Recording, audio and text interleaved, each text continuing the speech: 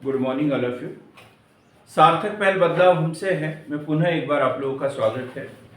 और सार्थक पहल के माध्यम से हम पढ़ रहे हैं RBI, reserve bank of India.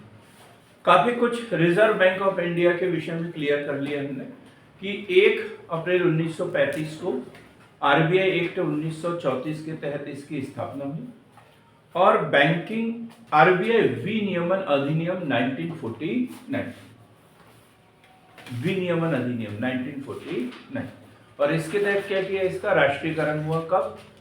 1 जनवरी 1949। राष्ट्रीयकरण कब हुआ? 1 जनवरी 1949। इसका मुख्यालय बॉम्बे में है। इसका प्रमुख जो होता है वो गवर्नर होता है। रिजर्व बैंक का मुख्य कार्य क्या है? नोट निर्गमन पर एकाधिकार। नोट निर्गमन पर एकाधिकार। जो नोट निर्गमित होते हैं तो वो रिजर्व बैंक से ही होते हैं, चाहे 2 रुपए का हो, 5 रुपए का हो, 10 रुपए का हो, 20 रुपए का, 50 रुपए का, 100 रुपए का, 500 रुपए का और अब कितने रुपए का?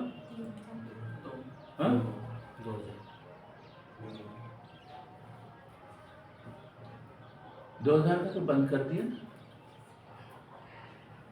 2000 का बंद कर दिया भाई। ये आप लोगों के जमाने की बात है, वो भी पढ़ाना पड़ेगा, इसलिए अखबार वगैरह पढ़ा करो। और सिर्फ पढ़ना नहीं है, जो हम पढ़ते हैं ना, जितना हम पढ़ते हैं उसके बारे में सोचना बहुत जरूरी है। गधा हमाली करने से कुछ नहीं होता। लोग बाग करते क्या है? गधा हमाली करते हैं, किताबों को पढ़ते रहते हैं। एक किताब को 50 बार पढ़ लेंगे, लेकिन वो किताब क्या बोलना चाहती है, क्या कहना चाहती है, क्या संदेश देना चाहती है, इससे हमारा कोई लेना देना नहीं है। उसे मनन करना चाहिए, सोचना चाहिए। जितना हमने पढ़ा है उसको 15 में 1 घंटा पढ़ा तो 15-20 मिनट बैठ के उसको सोचो कि हमने क्या पढ़ा है, तो वो काम में आएगा। अब हमने अखबार में पढ़ लिया, 2000 का नोट आज से बंद हो गया है। रिजर्व बैंक ने इसका निर्गमन बंद कर दिया और जितने भी नोट है ये वापस ले लिए रिजर्व बैंक ने, लेकिन हमें पता ही नहीं। हमने पढ़ लिया और भूल गए। अब फिर उसको याद करो, किताबों में से पढ़ो, नोट्स ढूंढो उसके, किस किताब में मिलेगा, कहाँ से मिलेगा। ये सब काम नहीं करना चाहिए। अब सिंधु घाटी सभ्यता थोड़ी पढ़ रहे हैं हम, कि उस समय हम थे ही नहीं, तो किसी किताब में से पढ़ेंगे। तो आप लोगों के समय की घटना है ना, आप लोगों को पता होना चाहिए। तो चलो, रिजर्व बैंक के कार्य क्या बताया? रिजर्व बैंक के कार्य, रिजर्व बैंक के कार्य कल पढ़ लिए अपन ने। वर्जित कार्य पढ़े, वर्जित कार्य भी पढ़ लिए कि वो ब्याज पर किसी की जमाओं को स्वीकार नहीं कर सकता, व्यक्तिगत खाता किसी का खुलवा नहीं सकता, किसी प्रकार का व्यवसाय नहीं कर सकता, अपने मतलब कार्यालय की भूमि को छोड़कर अन्य वो रियल एस्टेट में निवेश नहीं कर सकता। आरबीआई के साधारण बैंकिंग संबंधी कार्य पढ़े अपन। साधारण बैंकिंग संबंधी कार्य क्या पढ़े थे? क्या पढ़े थे? साधारण बैंकिंग संबंधी कार्य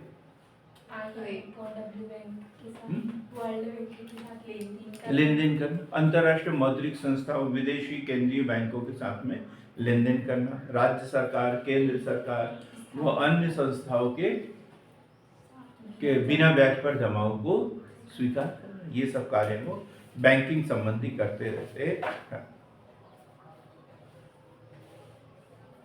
अंकित जैसा पागल आदमी दुनिया में दोबारा तो पैदा नहीं होगा। उसको पता है कि क्लास चल रही होगी, फिर भी वो फोन कर रहा है तुम्हारे मोबाइल में।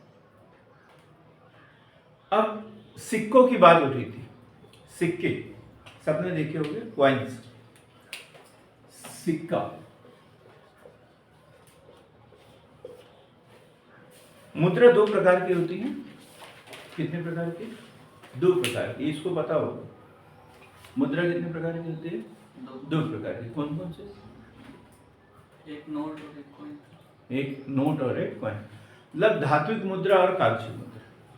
धात्विक मुद्रा और कागजी मुद्रा।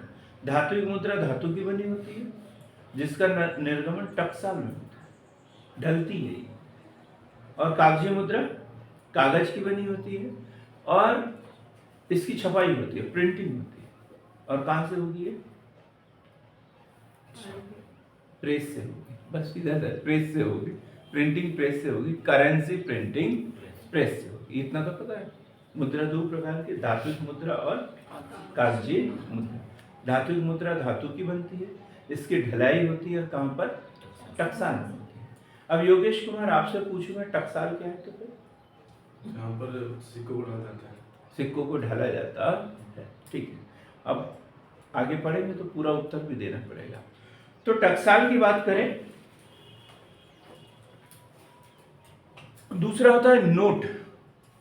नोट है, और इसकी प्रिंटिंग कहां पर होती है? Currency printing press. कहां पर है ये भी हम पढ़ेंगे। आज इसी को थोड़ा सा क्लियर करते हैं। अभी जो नोट आप देख रहे होंगे वो देख रहे होंगे 1 रुपए का नोट, 2 रुपए, 5 रुपए, 10 रुपए, 20 रुपए, 50 रुपए, 90 रुपए, 100 रुपए, 200 रुपए, 500 रुपए और 2000 रुपए। इसको अभी क्लियर करेंगे कि ये कब बंद हो गया। तो देखो ये 1 रुपए, ये क्या? वित्त मंत्रालय, भारत सरकार, और वित्त सचिव। कौन सिग्नेचर करता है इसके ऊपर? वित्त सचिव। अब ये नोट 1 रुपए, 2 रुपए, 5 रुपए के अभी नए नहीं छप रहे हैं, ठीक। ये इसके क्या है? सिर्फ और सिर्फ सिक्के। क्या है इसके? सिर्फ सिक्के। लेकिन 2 रुपए या उससे अधिक के नोट जितने भी थे उसके ऊपर किसके हस्ताक्षर? आरबीआई के गवर्नर के होते थे। और 1 रुपए के नोट पर वित्त सचिव भारत सरकार, वित्त सचिव वित्त मंत्रालय भारत सरकार। क्लियर हो गया ये? अब जो 2 रुपए का नोट है वो अभी चलन में तो है, लेकिन छपाई नहीं हो रही, छपाई नहीं हो रही। 5 रुपए की भी नहीं। तो 10 रुपए का नोट, 10 रुपए का नोट, इसके ऊपर एक चिन्ह बना हुआ है। अभी जो नई करेंसी आ रही है उसके ऊपर क्या चिन्ह होता है? कोणार्क का सूर्य मंदिर। कोणार्क का सूर्य मंदिर लिखेंगे इसके ऊपर, क्योंकि 200 रुपए के नोट का क्वेश्चन बना था पीएससी में, ठीक। कोणार्क का सूर्य मंदिर। और कहां पर है ये कोणार्क? उड़ीसा में। उड़ीसा में। 20 रुपए के नोट पर क्या है? अमरदीप? हम्पी नहीं, हाँ वो काय पे? 100 रुपए पे है। तो फिर 20 रुपए के नोट पर है एलोरा की गुफा महाराष्ट्र। एलोरा की गुफा महाराष्ट्र। एलोरा की गुफा महाराष्ट्र। 50 रुपए का नोट क्या है योगेश? इस पे हम्पी है, मतलब दोनों फेल हो गए। हम्पी, हम्पी का रथ कहां पर है? हम्पी कर्नाटक है ना, विजयनगर साम्राज्य की राजधानी हुआ करते थे। हम्पी का रथ कर्नाटक। 100 रुपए का नोट रानी की बावड़ी। और रानी की बावड़ी कहाँ है? रानी की वाव जिसे कहते हैं, गुजरात। रानी की बावड़ी, रानी की बावड़ी गुजरात। हेमलता 200 रुपए का नोट, सांची का स्तूप। ये तो मध्य प्रदेश में होगा कि और भी कहीं है? अमरदीप? मध्य प्रदेश में है, स्तूप और कहीं हो सकता है। 500 रुपए के नोट पर विजय। हम तो कहना ये लेन देन पे विश्वास ही नहीं करते, हम कैशलेस लेन देन करते हैं, कहना नोट वोट देखते भी नहीं है। 500 रुपए का नोट लाल किला दिल्ली, लाल किला दिल्ली। और 2000 के नोट पर क्या था? मंगलयान। 2000 के नोट पर मंगलयान। अब हम सिक्कों की बात करते हैं। सिक्के तो सिक्कों के ऊपर देखते हैं तो जो राजा का चिन्ह बना हुआ होता है उसके नीचे एक डॉट दिखता है। सन के नीचे। हाँ? सन के नीचे। सन के नीचे डॉट दिखता है। अलग अलग चीज दिखती है उसमें। अब इसमें मुझे दिख नहीं रहा, एक ही सिक्का मिला था मुझे, वो लेके आ गया, उस पर नहीं, अलग अलग चीज। तो मुख्य रूप से हमारे यहाँ पर 4 टकसाल है। कितनी? 4 टकसाल। ये महत्वपूर्ण है, ये क्वेश्चन पूरा हो जाएगा यदि टकसाल क्या है तो फिर आपको ये लिखना पड़ेगा कि कहाँ कहाँ पर है। तो सबसे पहला है टकसाल लिखेंगे हम नोएडा में। नोएडा जो सिक्कों पर जो सन लिखा हुआ होता है उसके ऊपर एक डॉट बना रहेगा, डॉट। तो समझ जाओ ये किस टकसाल से बना है? नोएडा। डॉट नोएडा। यदि किसी सिक्के के नीचे डायमंड बना हुआ है, डायमंड का साइन बना हुआ है, तो समझ जाओ ये कहां का बना हुआ है? मुंबई की टकसाल का।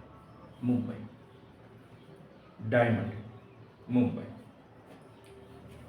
स्टार बना हुआ है तो फिर हैदराबाद। स्टार बना हुआ है तो हैदराबाद। और यदि कुछ नहीं है, खाली है, खाली, तो फिर कहां का? कोलकाता। नासिक में करेंसी प्रिंटिंग प्रेस है, टकसाल। ठीक, क्लियर हो गई ये बात? तो 4 अभी टकसाल है और फिर किसी ने चालू कर दिया। क्लियर एकदम? 4 टकसाल। टकसाल किसे कहते हैं? भारत में जहां पर सिक्कों की ढलाई होती है टकसाल कहते हैं। और कोलकाता, मुंबई, हैदराबाद और नोएडा में वर्तमान में टकसाल कार्यरत है। क्लियर हो गया? सिक्के 1 रुपए के सिक्के हैं, 2 रुपए का सिक्का है, 5 रुपए का सिक्का है, 10 रुपए का सिक्का है, 20 रुपए का सिक्का है और विशेष अवसरों पर जारी किए जाने वाले सिक्के। टकसाल में जो है मेडल वगैरह भी वहीं पे ढलता है। मेडल वगैरह जो होते हैं ना, जो परमवीर चक्र और ये वो दिए जाते हैं, तो वो जो मेडल होते हैं ये कहाँ डलते हैं? टकसाल में ही बनते हैं। क्लियर हो गया? टकसाल क्या है?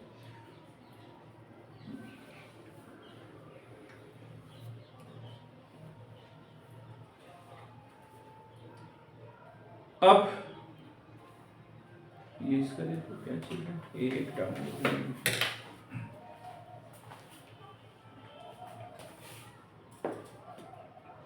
रिजर्व बैंक द्वारा जारी किए जाने वाले नोट, जारी किए जाने वाले नोट।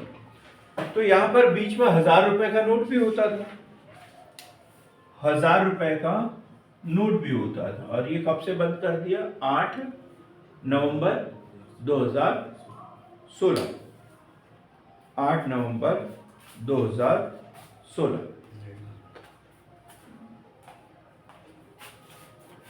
8 नवंबर 2016 1000 का नोट। और उसी दिन से क्या शुरू किया? 2000 का नोट। 2000 का नोट की घोषणा कर दी। ठीक, और ये बंद कब हुआ? 19 मई 2023। 2000 का नोट, 2000 का नोट 19 मई 2023। 19 मई 2023। 19 मई 2023। क्लियर हो गया? 19 मई 2023। आरबीआई ने बोल दिया कि अब 2000 के नोट जितने भी है सरकार वापस ले लेगी। चुनाव वगैरह हो रहे हैं और बड़े नोट को तो बड़ा भ्रष्टाचार होने की संभावना रहती है, तो इसलिए इनको वापस ले लिए गए। ठीक, अब मुद्रा का निर्गमन की बात करें। मुद्रा का निर्गमन, मुद्रा का निर्गमन। अब हमने सिक्का तो पढ़ लिया, टकसाल। नोट कहां पर? करेंसी प्रिंटिंग प्रेस नासिक में है, देवास में है, साल्बोनी में है। नोट बनने का कागज पहले ब्रिटेन से आता था। कॉटन पेपर जो कागज होता है, ये कौन सा? Cotton paper. कॉटन पेपर होता है, उसके ऊपर नोट छपते हैं। होशंगाबाद में भी नोट बनाने का कागज बनता था। होशंगाबाद में, ये मध्य प्रदेश पीएससी में अक्सर पूछा जाता है। होशंगाबाद में नोट बनाने के कागज का कारखाना कहाँ पर? होशंगाबाद। अब किस आधार पर नोट छापती है सरकार? किस आधार पर नोट छापती है? तो पहले 1956 की बात करें हम, आनुपातिक कोष प्रणाली। 1956 तक, 1956 तक, 1956 तक, अर्थात 1935 से 1956 तक। कौन सी? आनुपातिक कोष प्रणाली। आनुपातिक कोष प्रणाली। आनुपातिक कोष प्रणाली। अब इसमें क्या था आनुपातिक कोष प्रणाली में? कि जितना कोष है रिजर्व बैंक के पास में, संचित कोष, उसी के अनुपात में, जितना सोना उसके पास में है, उसी के अनुपात में वो नई मुद्रा का निर्गमन कर सकते थे। वो आनुपातिक कोष प्रणाली। भाई आपके पास में 10,000 करोड़ का सोना है, तो 10,000 रुपए, आप 10,000 करोड़ रुपए आपके पास में चलन में मुद्रा होना चाहिए, उससे ज्यादा नहीं हो सकती। क्योंकि मुद्रा क्या है, उसमें लिखा हुआ रहता है ना, मैं धारक को वचन देता हूं, 500 रुपए अदा करने का वचन देता हूं, 1,000 रुपए अदा करने का वचन देता हूं। क्योंकि मुद्रा जो होती है वो धात्विक मुद्रा और कागजी मुद्रा तो होती ही है, साथ में एक मुद्रा का दूसरा रूप भी है। कौन सा? प्रतिनिधि पत्र मुद्रा। और यदि इसके प्रकार देखते हैं तो वास्तविक मुद्रा, एक होती है वास्तविक मुद्रा और दूसरी होती है सांकेतिक मुद्रा। सांकेतिक, ठीक। अब सांकेतिक मुद्रा में क्या होता है कि उसको, वो कागज का नोट है, कागज का नोट। अब उसके ऊपर चाहे 10 रुपए लिख दो, 20 रुपए लिख दो, 50 रुपए लिख दो, 100 रुपए लिख दो, 1,000 रुपए लिख दो, जितने का लिख दिया और गवर्नर ने हस्ताक्षर कर दिए, वो उतने का नोट बन गया। अब इसका वास्तविक कोई मूल्य है क्या? नोट के ऊपर जो 1,000 रुपए उसको मिटा दो, गवर्नर के सिग्नेचर को मिटा दो, तो कुछ बचा क्या उसमें? नहीं, उसमें कुछ भी नहीं बचा। और वास्तविक मुद्रा में क्या होता है, यदि उससे वो मिटा भी दिया जाए, जैसे सोने का सिक्का हो, पहले सोने चांदी के सिक्के चलते थे, अब उसको लोग बाग गोल मोल करके आभूषण बना लेते थे और फिर जाके सुनार के यहाँ जाके सिक्के भी बना लेते थे उससे, उसी से। वो उसके वास्तविक मूल्य था, उसमें वास्तविक मूल्य था। और सांकेतिक मुद्रा में क्या है, वो वास्तविक मूल्य उसका नहीं, वास्तविक मूल्य नहीं है। इसलिए रिजर्व बैंक जो है वो गारंटी देता है कि यदि कहीं मुद्रा प्रचलन में से बाहर हो जाती है, उसकी वैल्यू खत्म हो जाती है, कुछ भी हो जाती है, तो इसका भुगतान कौन करेगा? मैं करूँगा। तो सरकार यही करती है ना, जब भी मुद्रा बदलती है तो बोलते हैं पुरानी वाली लेके आ जाओ, नई वाली लेके चले जाओ, क्योंकि वो गारंटी दे रहा है। वही तो लिखा है उसमें। मैं धारक को, धारक मतलब, धारक मीन्स जिसके पास नोट है, जिसके पास नोट है। आपके पास 2,000 का नोट है, मैं तो गवर्नर नहीं हूं, लेकिन बता रहा हूं कि जो जिसके पास नोट है वो धारक है, जिसके पास में है, जिसने कमाई की है वो धारक है। क्लियर हो गया? तो वास्तविक मतलब मुद्रा नहीं है, कागजी मुद्रा को वास्तविक मुद्रा नहीं है, ठीक। लेकिन वैधानिक मुद्रा है ये। अब दूसरा अंतर इस आधार पर भी हो सकता है, वैधानिक मुद्रा और दूसरा क्या होगा इसका? वैधानिक मुद्रा का उल्टा गैर वैधानिक।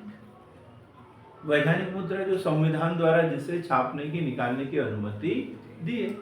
और जैसे अब वो एक मुद्रा होती है जो वर्चुअल मनी चल रही है अभी, कौन सी? बिटकॉइन।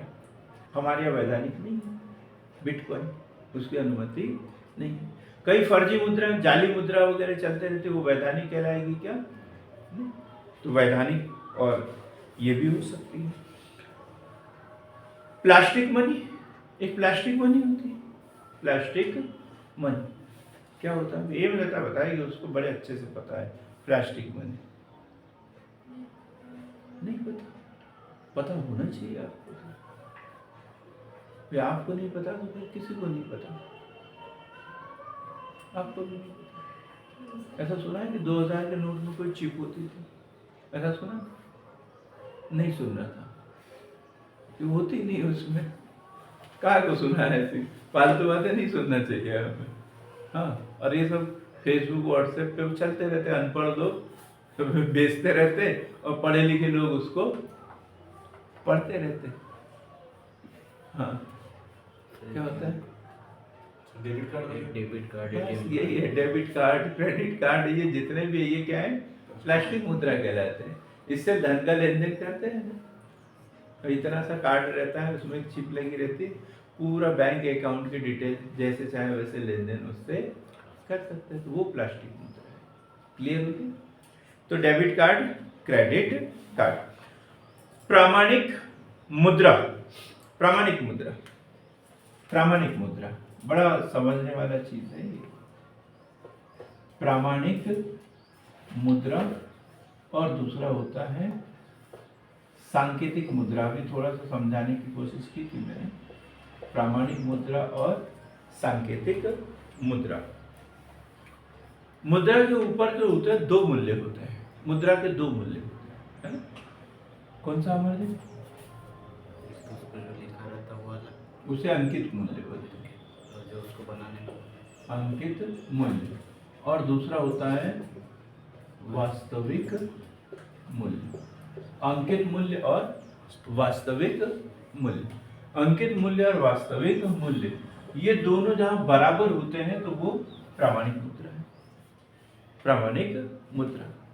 जो धात्विक सिक्के होते हैं अक्सर ऐसे ही होते थे पहले, लेकिन अब तो नहीं होता।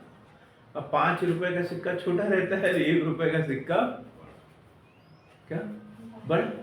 एक ही धातु के बने हैं, स्टील के बने हैं, लेकिन 1 का सिक्का बड़ा है और 5 का सिक्का छोटा है, उसमें कम धातु है। तो मतलब ये सांकेतिक मुद्रा होगी। वास्तविक मुद्रा हुई क्या? नहीं। वास्तविक मुद्रा मतलब जिसमें अंकित मूल्य वास्तविक मूल्य के बराबर। मतलब लोहे का बना है तो उस लोहे को यदि हम 3 टप्पड़ में बेचे तो भी उतने भाव में बिक जाना, ठीक है? तो वास्तविक मुद्रा होगी। ठीक, क्लियर हो गया? प्रामाणिक मुद्रा। और सांकेतिक मुद्रा क्या है? उसमें वास्तविक मूल्य कुछ अलग ही है और अंकित मूल्य कुछ अलग ही है। हमें लग रहा है यार ये कागज जैसा कागज तो है, 20 का नोट और 200 का नोट, जरा सा बड़ा है और वो 200 का हो गया और ये 20 का हो गया, और थोड़ा सा बड़ा कर दिया 2000 का हो गया। कलर एक जैसा दिख रहा है, समझ में ही नहीं आ रहा। तो ये क्या है? ये सांकेतिक मुद्रा, जिसमें अंकित मूल्य वास्तविक मूल्य के बराबर नहीं होता है। क्लियर एकदम? अब है गर्म मुद्रा, hot money. Hot money, hot money, गर्म मुद्रा, हॉट मनी। ये होती है हार्ड मनी, हार्ड मनी। ये होता है soft, soft currency, soft money, hard currency. Hot अलग है, दोनों को कभी कभी लोग बाग एक ही समझ लेते हैं।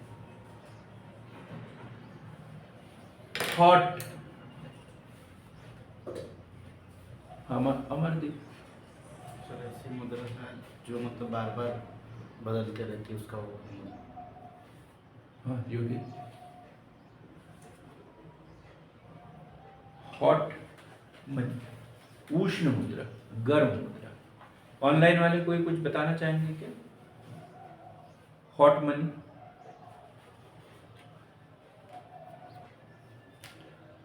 विदेशी विनिमय दर पढ़ा था कल अपन ने, विदेशी विनिमय दर, ऐसी मुद्रा जिसकी विदेशी विनिमय दर में बार बार परिवर्तन होते रहता, ऊपर नीचे। सट्टा बाजार में ऐसी मुद्रा का बहुत अधिक महत्व है, कभी कीमत बढ़ जाती है, कभी एकदम कम हो जाती है। तो ऐसी मनी को क्या बोलेंगे? Hot money.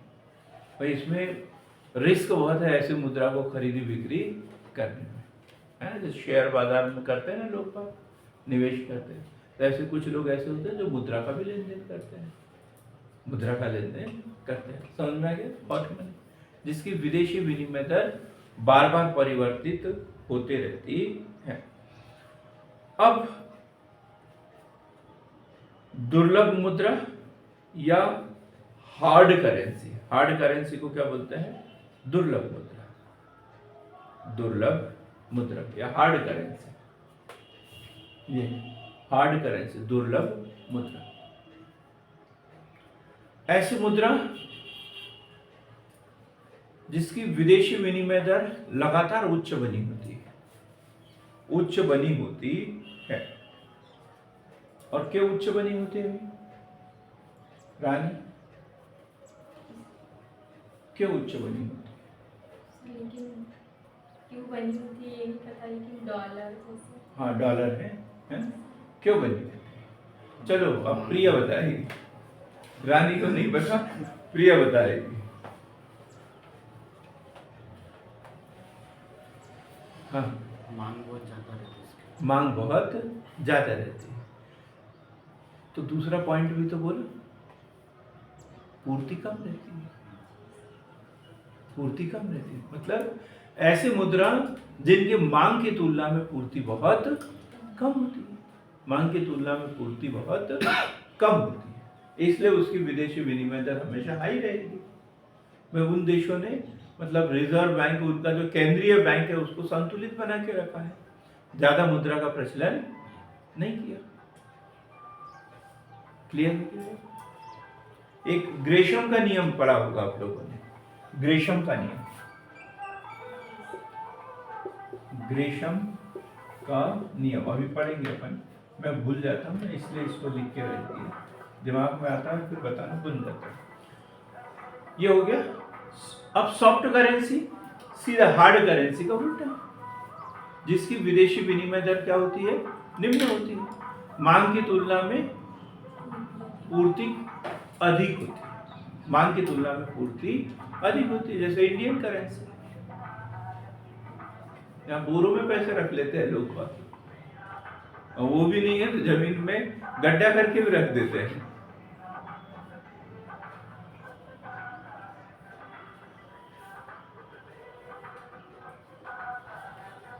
क्लियर है? क्या क्या? हॉट, हार्ड और soft. Caution money, caution money ये तो सबको पता है, कॉशन मनी विजया को भी पता है, लेकिन बताना नहीं चाहेंगे वो। उनको ऐसा लगता है कि मैं बता दूंगी तो सबको पता चल जाएगा, और सर बताते तो किसी की समझ में तो आता है नहीं, याद रहता है नहीं, और मैं बता दूंगी तो सबको पता चल जाएगा, इसलिए बताना नहीं चाहते। हाँ हमारे दीप आपको बता कौशल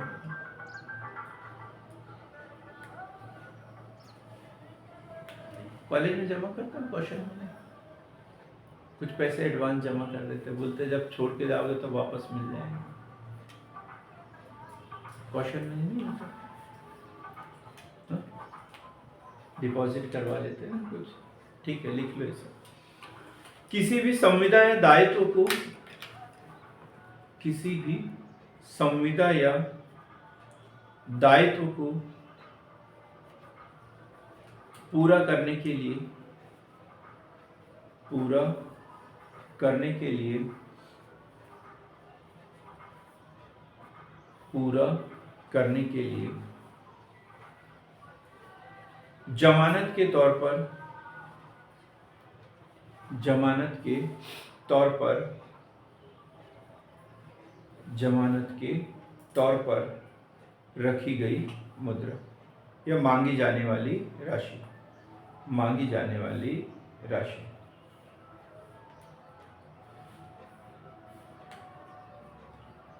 ये मुद्रा वाला चैप्टर थोड़ा सा कंप्लीट करने की कोशिश की थी। अब भारतीय रिजर्व बैंक मुद्रा का निर्गमन कैसे करता है, अपना मूल क्वेश्चन यहाँ चल रहा था। तो 1956 तक किस प्रणाली के तहत किया? आनुपातिक कोष प्रणाली। कोष में क्या क्या हो सकता है? इस कोष में क्या क्या हो सकता है? बहुमूल्य धातुएं हो सकती है, सोना चांदी, और क्या हो सकता है हमारे? प्रतिभूति, क्या होती है प्रतिभूति? हाँ? जिसका लेन देन करते हैं व्यापारी व्यक्ति। वो नहीं, आनुपातिक कोष में ये था विदेशी मुद्रा भंडार, विदेशी मुद्रा भंडार, विदेशी मुद्रा भंडार। लेकिन 1956 से क्या किया? 1956 के बाद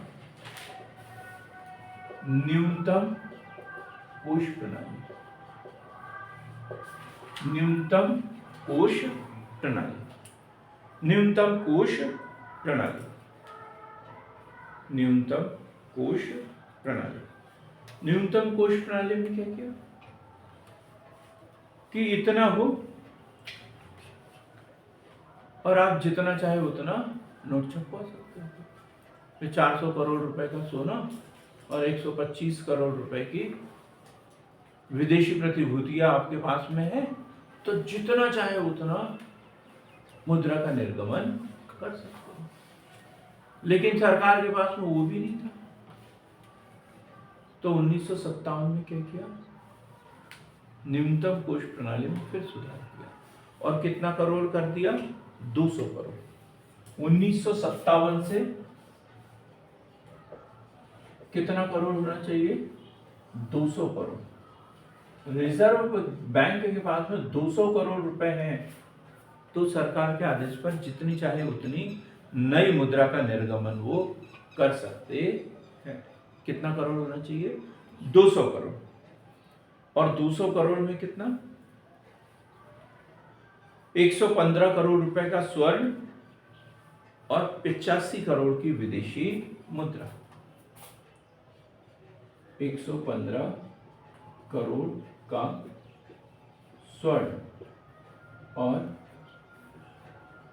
85 करोड़ की विदेशी मुद्रा। इतना यदि है तो जितनी चाहे उतनी मुद्रा का निर्गमन आरबीआई कर सकता है। बात क्लियर हो गई? न्यूनतम कोष प्रणाली इतना होना चाहिए, फिर सरकार आदेश दे और वो नई मुद्रा का निर्गमन करता रहे। और ये इतना सरल प्रणाली होने के कारण ही हमारे देश में क्या मुद्रा की मात्रा बढ़ रही है, और मुद्रा की मात्रा अधिक होने के कारण ये क्या हो गई? Soft currency. इसकी पूर्ति जो है मांग की तुलना में अधिक है, पूर्ति जो है मांग की तुलना में अधिक है, इसलिए जो है विदेशी विनिमय दर भारतीय रुपए की कम, विदेशी विनिमय दर भारतीय रुपए की कम है। अब कल क्या पढ़ रहे थे हम? मुद्रा को नियंत्रित करने के उपाय, या मुद्रास्फीति को नियंत्रित करने के उपाय। इसको भी थोड़ा सा कंप्लीट करते हैं। इन्फ्लेशन, मुद्रास्फीति। सबसे पहले तो है मौद्रिक नीति, मौद्रिक नीति। और नियंत्रित करने के लिए दो उपाय पढ़े थे अपन ने, एक मात्रात्मक और दूसरे कौन से हैं? गुणात्मक। अब दो स्थितियां भी हैं मुद्रा की मात्रा के आधार पर। एक होती है मुद्रा स्फीति, इसको बोलते हैं तेजी, और दूसरा है मुद्रा संकुचन अर्थात मंदी, अर्थात मंदी। इन्फ्लेशन और डिफ्लेशन। इन्फ्लेशन अर्थात मुद्रास्फीति। मुद्रास्फीति क्या होता है? मुद्रास्फीति कि यही कि आरबीआई जो है सस्ती मुद्रा नीति अपना लेता है, सस्ती मुद्रा नीति। सरकार ने आदेश दिया, नई मुद्रा छाप दी। सरकार ने आदेश दिया, नई मुद्रा छाप दी। कहीं भूकंप आया, नई मुद्रा छाप दी। तो इससे क्या होता है, पब्लिक के बीच चलन में मुद्रा की मात्रा बढ़ जाती है। मुद्रा की मात्रा बढ़ जाती है। और मुद्रा की मात्रा बढ़ने से क्या होगा, उसका मूल्य कम हो जाएगा। मुद्रा का मूल्य कम हो जाता है। और मुद्रा का मूल्य कम होना अर्थात वस्तुओं की कीमतें बढ़ जाएंगी। मुद्रा का मूल्य कम होना अर्थात वस्तुओं की कीमतें बढ़ जाएंगी। इसे क्या कहेंगे, मुद्रास्फीति या तेजी। वस्तुओं की कीमतें बढ़ना, मुद्रा का मूल्य कम। मुद्रा संकुचन या मंदी वो स्थिति होती है चलन में मुद्रा की मात्रा कम हो जाती है। चलन में मुद्रा की मात्रा कम हो जाती है, लोगों के पास में कैश बिल्कुल भी नहीं रहता। इसमें वस्तुओं की कीमतें गिर जाती है और मुद्रा का मूल्य बढ़ जाता है। बिस्किट का पैकेट था इतना बड़ा, मुद्रा संकुचन समझा रहा हूँ। लोग पहले 5 रुपए देते थे और वो बिस्किट का पैकेट ले आते थे। अब लोगों के पास पैसे ही नहीं बचे, दुकान में तो बिस्किट रखे हुए हैं। अब उसने सोचा चलो 2 रुपए में बेच देता हूँ। भाई 2 रुपए का नोट लेके आ जाओ और ये बिस्किट का पैकेट लेके जाओ। अब 2 रुपए का मूल्य बढ़ गया ना, किसके बराबर हो गया, 5 रुपए के बराबर। और वो बिस्किट का पैकेट उसकी कीमत कम हो गई। पहले 5 रुपए थी, अब कितनी हो गई, 2 रुपए। अभी भी लेके नहीं जा रहे, बोलता 1 रुपए में लेके चल जाओ, क्योंकि एक्सपायरी डेट हो रही है, खराब होने वाला है, फेंकना पड़ेगा। उससे अच्छा कितने में लेके जाओ, 1 रुपए में लेके जाओ। लेकिन विजया के पास में 1 रुपए भी नहीं है, कहाँ से खरीदेगी? मतलब ये मंदी में क्या होता है, बेरोजगारी चरम पर पहुंच जाती है। लोगों के पास कोई काम धंधा नहीं होता है। और ये कैसे होता है, मुद्रा की मात्रा कम होने से। क्लियर हो गई 2 स्थितियां, इन्फ्लेशन, डिफ्लेशन। अब हम बात करते हैं मात्रात्मक उपाय। भाई इसी को नियंत्रित करना है अपने को, दोनों स्थिति, चलन में मुद्रा की मात्रा ज्यादा हो गई या फिर कम हो गई। और इसके लिए 2 तरीके के उपाय अपना सकते हैं, एक क्वांटिटेटिव, दूसरा क्वालिटेटिव। तो क्वांटिटेटिव में अपन ने पहला क्या पढ़ा था, बैंक दर। पहला क्या पढ़ा, बैंक दर। आरबीआई जो अन्य व्यापारिक बैंक है उनके प्रथम श्रेणी के बिलों पर जिस दर से पुनर्कटौती करता या बढ़ता करता है, अर्थात वह दर जिस पर आरबीआई व्यापारिक बैंकों को दीर्घकालीन ऋण देता है, वो क्या कहलाती है, बैंक दर। और वर्तमान में कितना है बैंक दर, 6.15। इसको कम ज्यादा होते रहता है, आपको समय के अनुसार बदलते रहना है। क्लियर हो गया, बैंक दर।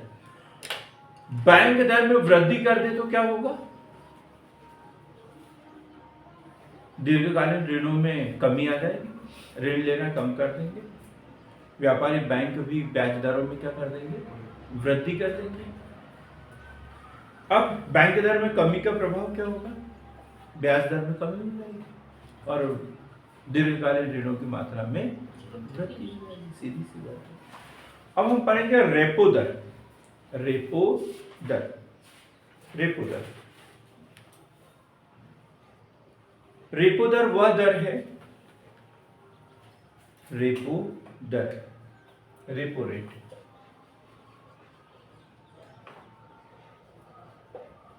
Repo rate. रेपो दर वह दर है जिस पर आरबीआई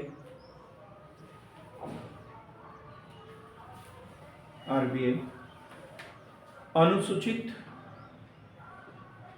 व्यापारिक बैंकों को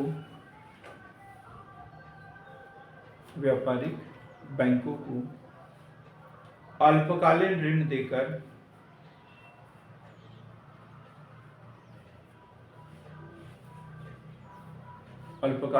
देकर अर्थव्यवस्था में तरलता की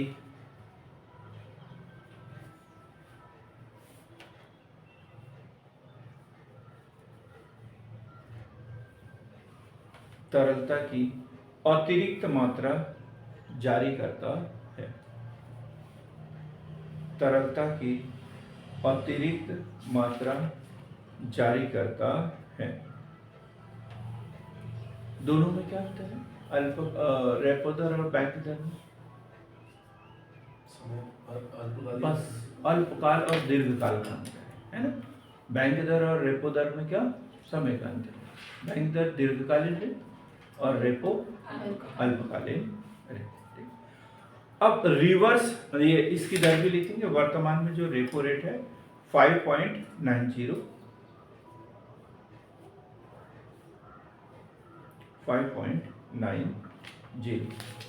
अब हम बात करते हैं reverse repo rate. Reverse repo rate, reverse repo rate कल बता दिया था मैंने, इसका उदाहरण देकर भी। क्या बताया था अर्जुन?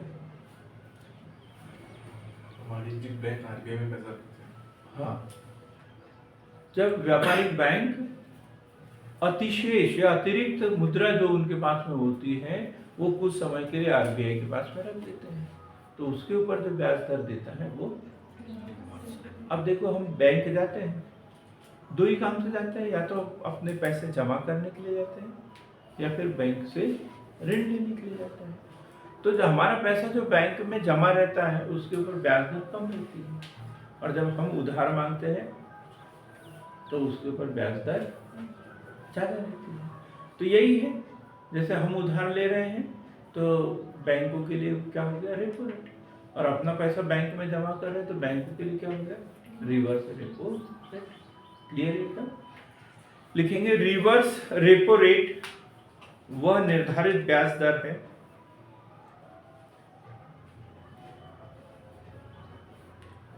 जो रिजर्व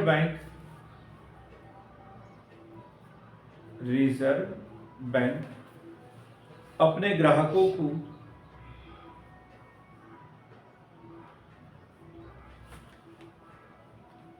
उनकी जमा राशि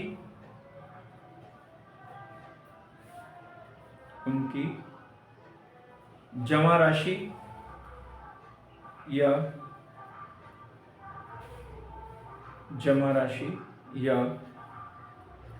लिए गए अल्पकालिक ऋणों पर उपलब्ध कराता है या प्रदान कराता है। ऋणों पर शब्द को हटा देंगे वहां से। ऋण उपलब्ध कराता है या ऋण प्रदान करता है। वहां थोड़ा सा शब्द इधर उधर हो जाए तो समझ जाओ क्या है इसमें। ग्राहक मतलब आरबीआई के ग्राहक कौन होते हैं? व्यापारिक बैंक की जमा उनके पास में, उसके ऊपर ब्याज देता है, या आरबीआई जो है व्यापारिक बैंकों से ऋण ले लेते। जैसे सरकार को पैसों की जरूरत है तो क्या करेगी? रिजर्व बैंक से ऋण मांगेंगे। रिजर्व बैंक क्या करेंगे? व्यापारिक बैंकों से ले लेंगे। तो इस तरीके से इन पर या तो बैंकों ने स्वेच्छा से जमा कर दिया हो या आरबीआई द्वारा मांग करने पर उन्होंने जमा किया हो। तो दोनों स्थिति पर जिस दर से ब्याज उनको मिलता है तो ब्याज दर क्या कहलाती है? Repo rate. अब हम पढ़ेंगे अभी वर्तमान में रेपो रेट कितनी है? 3.55।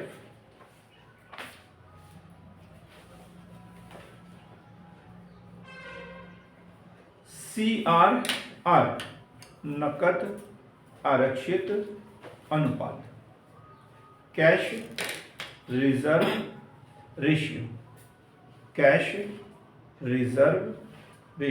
CRR।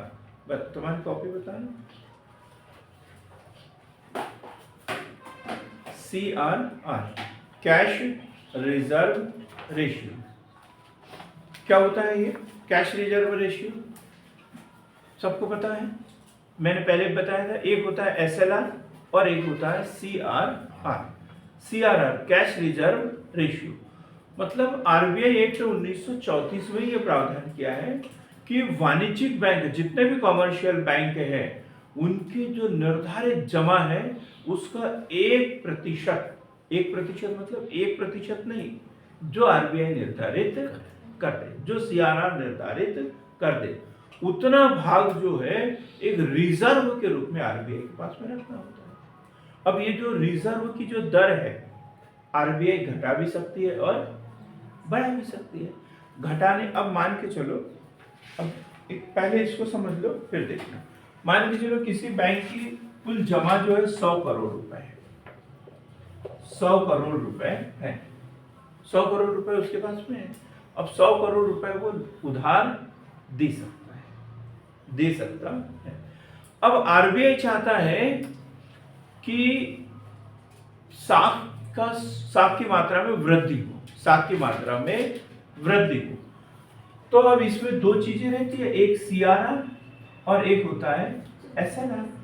सीआरआर मतलब रिजर्व बैंक के पास में रखना है और एसएलआर बैंक के सभी पास।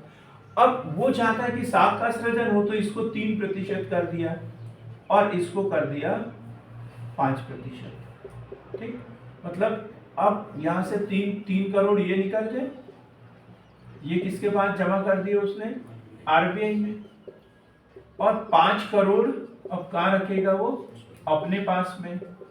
अब टोटल 92 करोड़ जो है वो उधार दे सकता है, क्योंकि ये दर अपने निम्नतम स्तर पर उसने सेट करके रखी हुई है। ठीक, अब यदि खूब महंगाई बढ़ गई हो, मुद्रास्फीति बहुत हो गई है, और आरबीआई चाहता है कि मुद्रास्फीति पर नियंत्रण रखे। अब मुद्रास्फीति पर नियंत्रण करने का एक महत्वपूर्ण उपाय है सीआरआर और एसएलआर।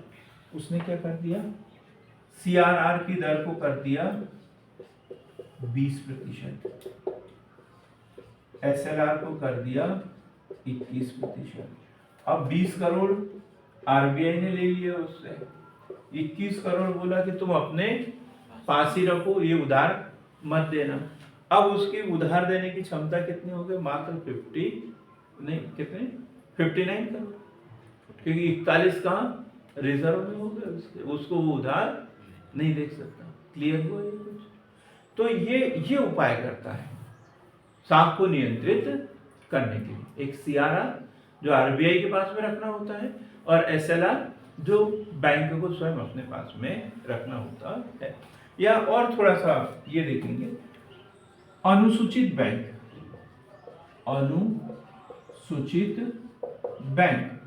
और दूसरा होता है गैर अनुसूचित बैंक। रिजर्व बैंक किसी भी बैंक को खोलने की अनुमति आरबीआई देता है, बैंक खोलना है या नहीं। अब ये जो अनुमति मिलती है तो उसके आधार पर वो एक सूची बनाता है कि इस सूची में शामिल हो या ना हो। तो वो बैंकों के नाम होते हैं द्वितीय अनुसूची में, रिजर्व बैंक की। जिन बैंकों का नाम रिजर्व बैंक की द्वितीय अनुसूची में है उसे क्या बोलते हैं, अनुसूचित बैंक, अनुसूचित बैंक। और इसको इन नियमों का पालन करना होता है अनुसूचित बैंकों को। क्लियर हो गया एकदम? आरबीआई जो बोलेगा वो करना पड़ेगा, सीआरआर एसएलआर उतना ही मेंटेन करना होता है। फिर गैर अनुसूचित बैंक, जैसे छोटे बैंक होते हैं, पेमेंट बैंक होते हैं, या सहकारी समितियां वगैरह हो गई, बैंक तो है लेकिन अनुसूचित नहीं है, गैर अनुसूचित बैंक है। तो इसके लिए सीआरआर और एसएलआर का जो है वो फार्मूला लागू नहीं होता। फिर इनको आरबीआई ऋण भी नहीं देता, वो जो दर पे, जो निर्धारित दर पर है, इनको ऋण भी नहीं देता। क्लियर हो गया? तो अनुसूचित बैंकों पर ही ये लागू होता है जो रिजर्व बैंक की द्वितीय अनुसूची में शामिल है, द्वितीय अनुसूची में शामिल है। अब लिखेंगे अपन सीआरआर क्या है। सीआरआर कैश रिजर्व रेशियो, नकद आरक्षित अनुपात या नकद कुश अनुपात।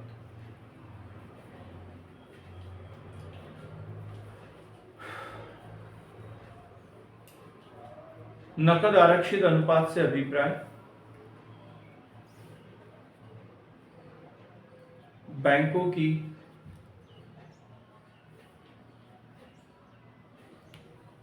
की कुल जमाओं के उस अनुपात से है जो वाणिज्यिक बैंकों को भारतीय रिजर्व बैंक के पास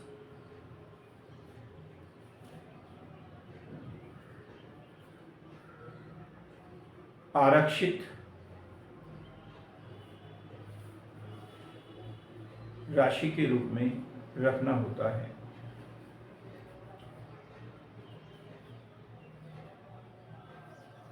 जो कि 3% से 20% तक हो सकता है। 3% से 20% तक हो सकता है, मतलब 1% तक नहीं हो सकता, 2% नहीं हो सकता, 25% भी नहीं हो सकता। इसकी सीमा दी है 3 से 20%।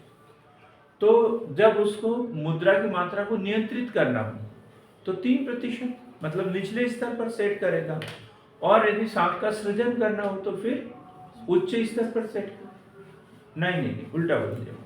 मुद्रा की मात्रा को नियंत्रित करना हो तो फिर उसको उच्च स्तर पर सेट करेगा, 15%, 18%, 19%, 20%। और साख सृजन करना हो तो फिर निचले स्तर पर सेट करेगा, 3%, 4%, 5%, ताकि बैंकों को अधिक से अधिक ऋण देने की छूट मिल सके। क्लियर हो गया? वर्तमान में कितना है सीआरआर? वर्तमान में है 4.50। वर्तमान में सीआरआर 4.50।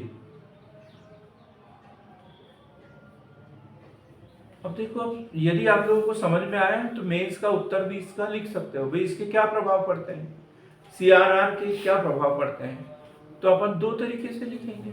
सीआरआर की दर कम होने पर और सीआरआर की दर उच्च होने पर। कम होने पर क्या होगा, सीआरआर की दर कम होने पर जो व्यापारिक बैंक है उनके पास में बहुत अधिक पैसा रहेगा, वो ज्यादा से ज्यादा ऋण दे सकते हैं, लेकिन इससे मुद्रास्फीति भी बढ़ सकती है। और सीआरआर की दर उच्च रख दी जाए तो फिर व्यापारिक बैंकों के पास में पैसा कम रहेगा, कम ऋण दे पाएंगे, तो मुद्रास्फीति नियंत्रित होगी, लेकिन मुद्रा संकुचन का डर रहता है। मुद्रा संकुचन का डर रहेगा, लोगों को विकास कार्यों के लिए ऋण नहीं मिल पाएंगे, भूमि सुधार, कृषि सुधार, औद्योगिक विकास जैसे कार्य नहीं कर पाएंगे। ये भी हो सकता है, दोनों इसमें लिखेंगे। ठीक, आगे लिखेंगे अब SLR।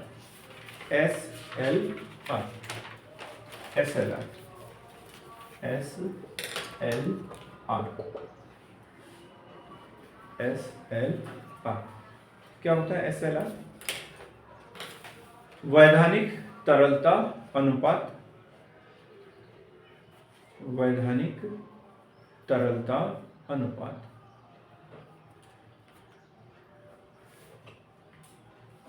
ये क्या होता है ये पहले ही बता दिया मैंने। SLR वह दर है जो रिजर्व बैंक के निर्देशानुसार व्यापारिक बैंकों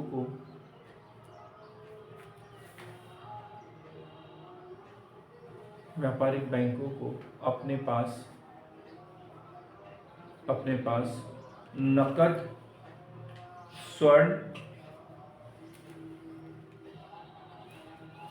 व संरक्षित प्रतिभूतियों के रूप में अपने पास रखना होता है।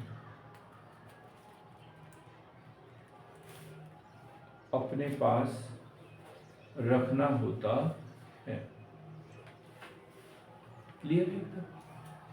और इसकी दर कितनी हो सकती है?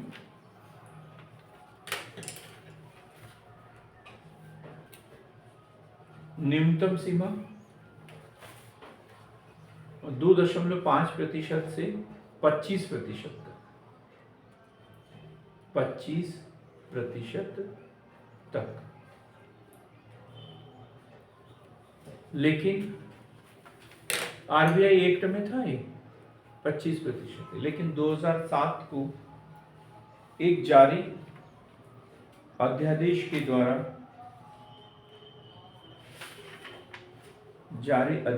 के द्वारा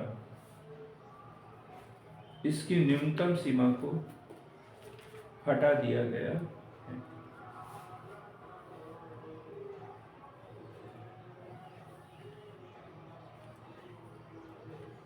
हटा दिया गया है।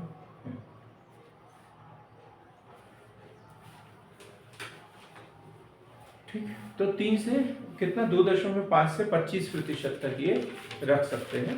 लेकिन अब वो जो बाउंडेशन था कितना है वो हटा दिया। वर्तमान में कितना है? 18%। वर्तमान में कितना है? 18%। 18% अपने पास में रखना है। ऐसा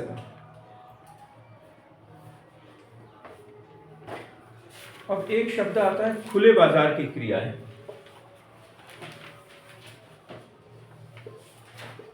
खुले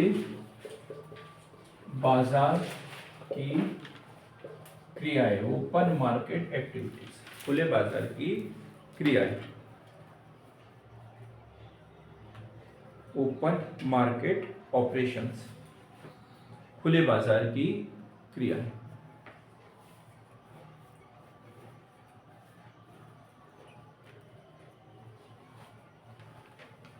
अर्जुन बताया मैं खुले बाजार की क्रिया है। एक से पूछ लिया था मैंने, उस बात का मुझे आज तक अफसोस है कि मैंने इससे क्यों पूछा। कैसा? बोले सर वो जो मुर्गा मुर्गी बेचते हैं ना, बोले है? तो बोले यदि बाहर ऐसे रस्सी से बांध के बेचे तो उसे खुले बाजार की क्रियाएं कहते हैं, और कपड़ा ढक के टोकनी में बेचे तो उसे नहीं कहते हैं। आपके हिसाब से क्या होगा खुले बाजार की क्रिया?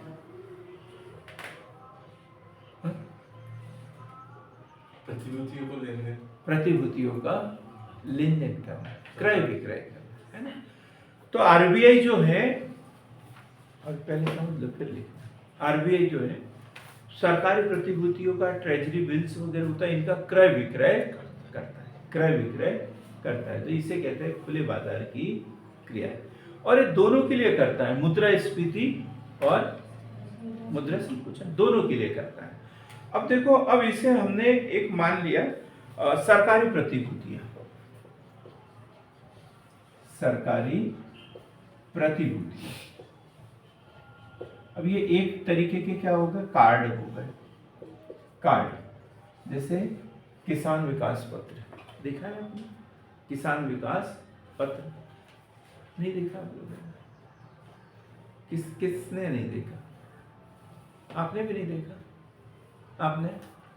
चलो मैं कल आके बता दूंगा, रखे रहेगा। किसान विकास पत्र यह एक तरीके का कोई बॉन्ड पेपर है, बॉन्ड पेपर मान के चलो, ठीक है।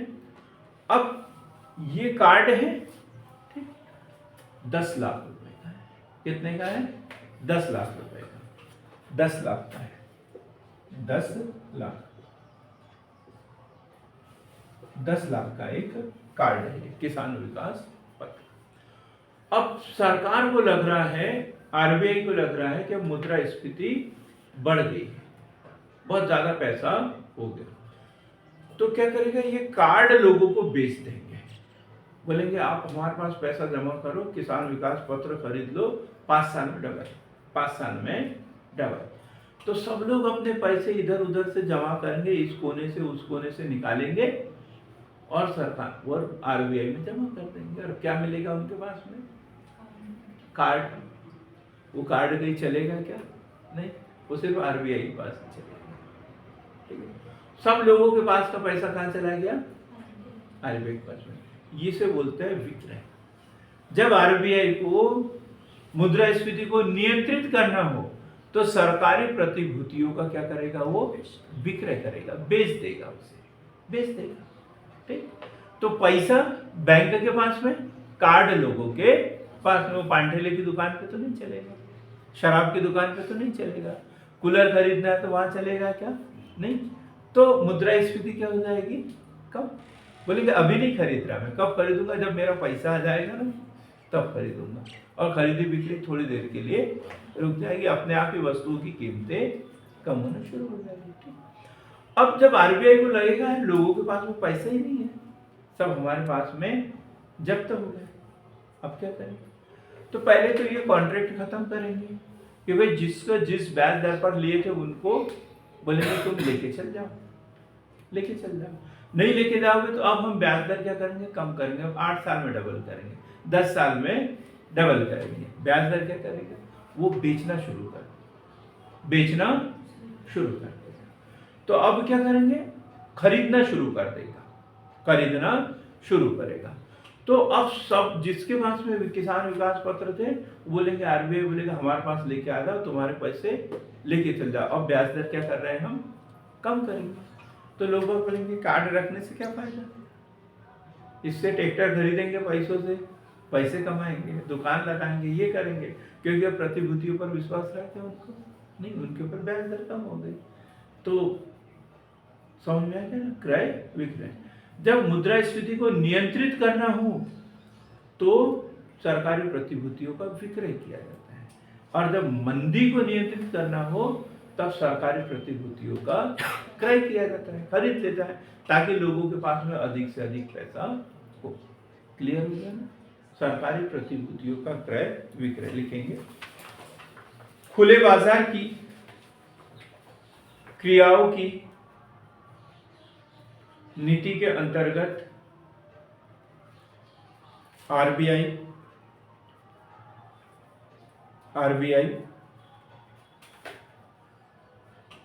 सरकारी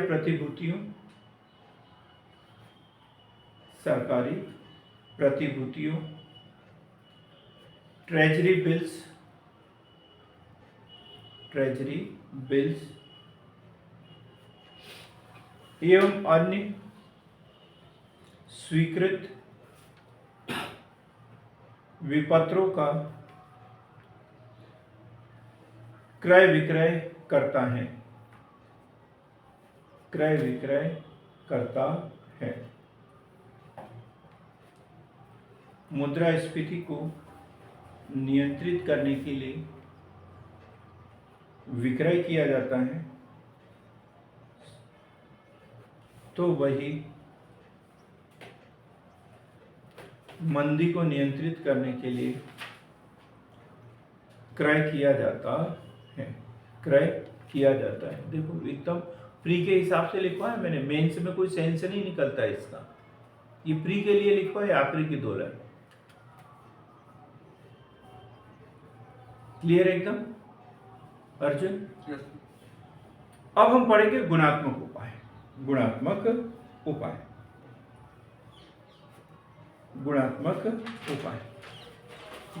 उपाय में पहले नंबर पर लिखेंगे चयनात्मक साख नियंत्रण। चयनात्मक साख नियंत्रण। चयनात्मक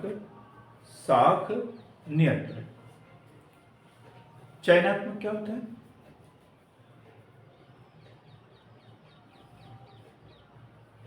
भेदभाव करना, चयन करना, किसको देना है किसको नहीं देना है। हम उधार तो दे रहे हैं, देना तो चाहते हैं, लेकिन एक विशेष क्षेत्र में देना चाहते हैं, दूसरे को नहीं। सिर्फ औद्योगिक विकास के लिए ऋण देना चाहते हैं, भाई तुम अपना प्लान लेके आओ, मैं ये उद्योग कर रहा हूँ, तुम्हें कम ब्याज दर पर दे देंगे। ठीक, कभी बोलते हैं कि सिर्फ जैसे पीएम आवास योजना, महिलाओं को जो है ब्याज दर में इतनी छूट दी जाएगी, तो इसका मतलब यह है कि सिर्फ वो घर बनाने के लिए ऋण देना चाहते हैं, बाकी चीजों के लिए नहीं। एजुकेशन ऋण, वहां ब्याज दर कम कर दी भाई, बच्चों को पढ़ाने लिखाने के लिए ऋण देना चाहते हैं, दूसरी चीजों को नहीं। क्लियर हो गया ना? चयनात्मक साख नियंत्रण मतलब अलग अलग क्षेत्र के लिए ब्याज दर कैसे रखी जाती है, अलग अलग रखी जाती है, ताकि किसी विशेष क्षेत्र में मतलब ऋणों की मात्रा में वृद्धि की जा सके और किसी विशेष क्षेत्र में ऋणों की मात्रा को कम किया जा सके। तो इसे क्या कहेंगे, चयनात्मक साख नियंत्रण। फिर है साख की राशनिंग, दूसरा पॉइंट है साख की राशनिंग। साख की राशनिंग,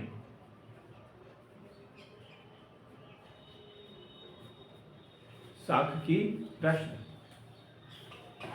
इसमें सेम चयनात्मक साख नियंत्रण जैसा ही है, लेकिन वो क्या, इसमें क्या होता है, राशनिंग का मतलब क्या होता है, कोटा निर्धारित कर देना कि एक बैंक जो है साल भर में एक महीने में इतना ही ऋण दे सकता है, इससे ज्यादा नहीं।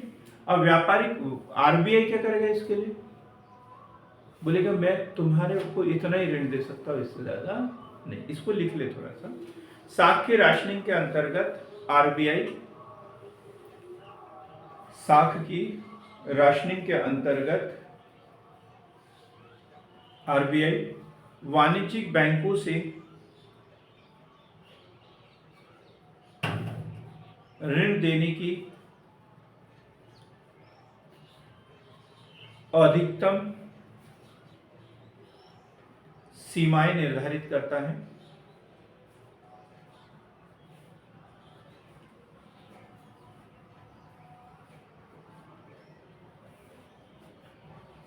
ऋण देते समय वाणिज्यिक बैंक इस कोटे की सीमा से अधिक ऋण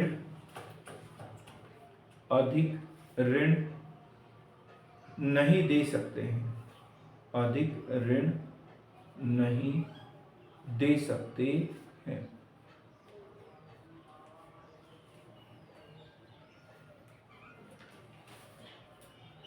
नहीं दे सकते।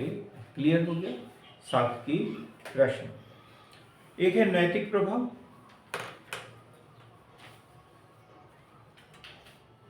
नैतिक प्रभाव, नैतिक प्रभाव।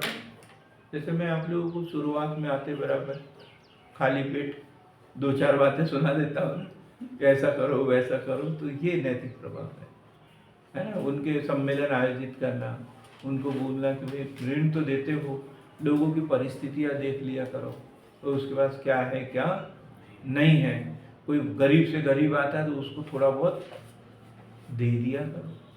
ऐसी बातें जो है वो नैतिक प्रभाव के अंतर्गत आएगा। मतलब कोई नियम नहीं है उसका, सिर्फ समझाना कि अधिक से अधिक प्रचार प्रसार करना चाहिए, ये करना चाहिए, वो करना चाहिए। जो एजेंट है, जो अभी करता है, उनको ग्राहकों से बहुत अच्छे से बात करना चाहिए, उनको कन्विंस करना चाहिए। ये ऐसी जो बातें आती है वो काम में आएगा नैतिक दबाव। लिखेंगे जब आरबीआई वाणिज्यिक बैंकों से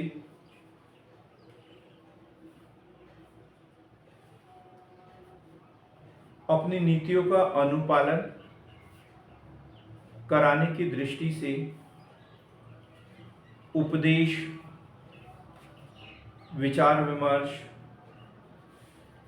पत्र,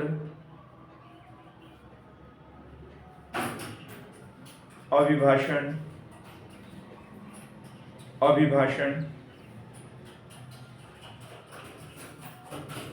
व संदेशों के माध्यम से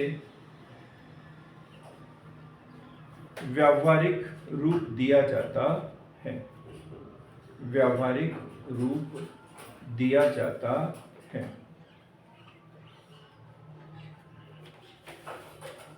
अब एक बड़ी अवधारणा हमें पढ़ना है, MSF।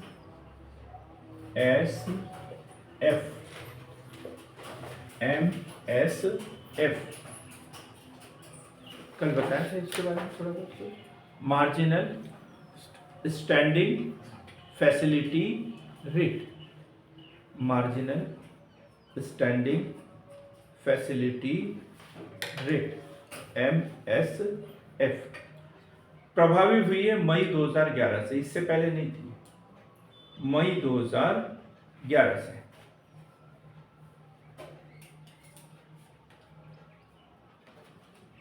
क्या बताया था मैंने पहले?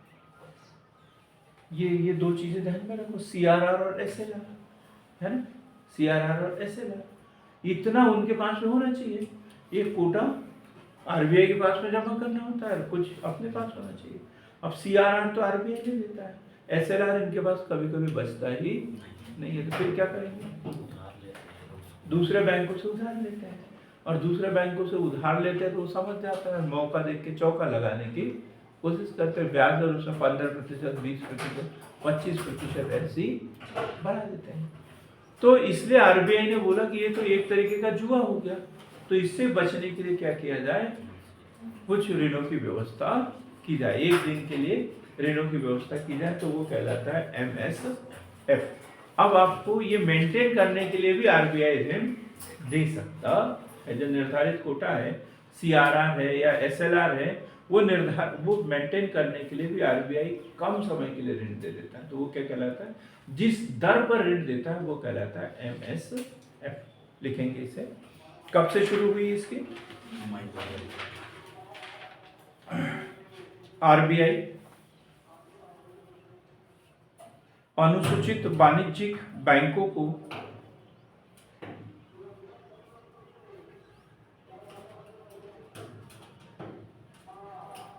को उनके शुद्ध जमा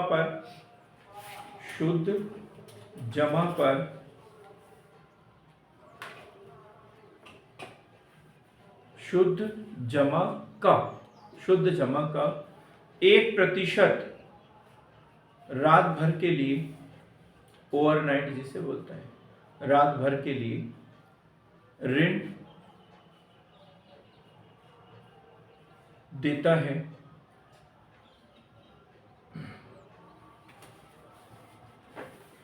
इस पर जो ब्याज दर होती है उसे MSF कहते हैं।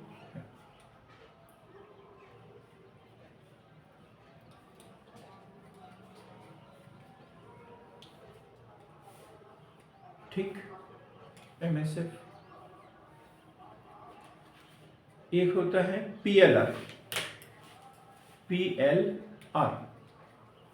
प्राइम लेंडिंग रेट, प्रमुख उधारी दर, PLR। विश्वसनीय ग्राहक, एक शब्द है विश्वसनीय ग्राहक।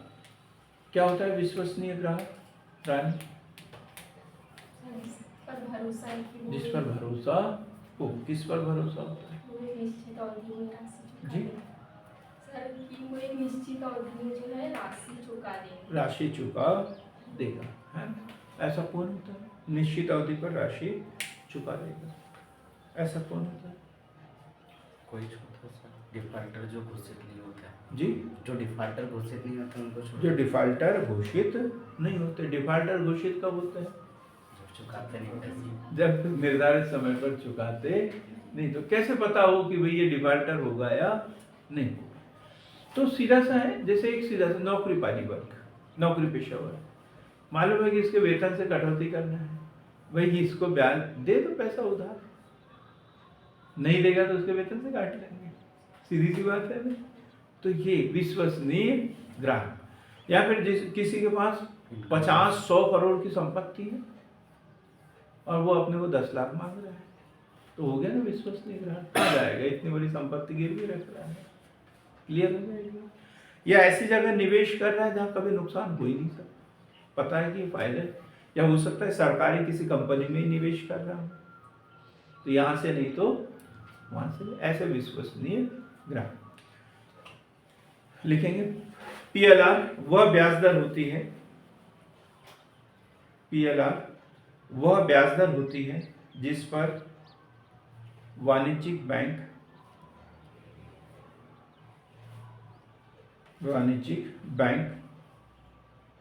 अपने सबसे विश्वसनीय ग्राहकों को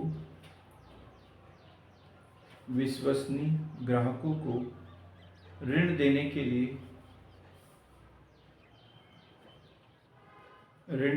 लिए तैयार होते हैं। क्लियर हो गया एकदम? तैयार होते हैं। अब आधार दर क्या है? बेस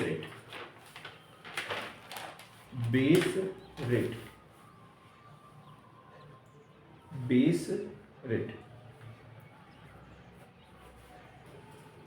आरबीआई द्वारा, लिख लेंगे इसे भी, टाइम लग गया।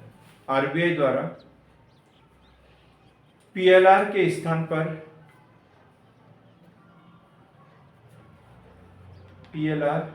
स्थान पर जुलाई 2010 से बेस रेट प्रणाली लागू की है। बेस रेट प्रणाली लागू की है।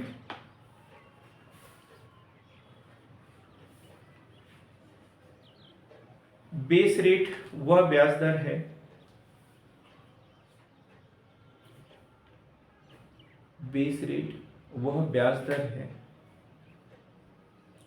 जिसके नीचे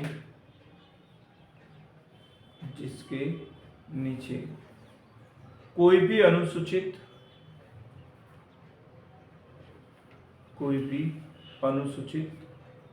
वाणिज्यिक बैंक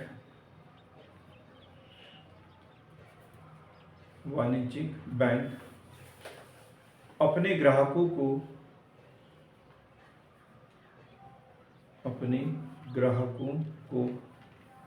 कोई भी ऋण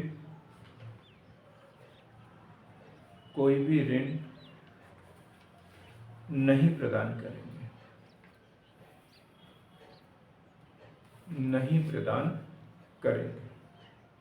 क्लियर हो गया?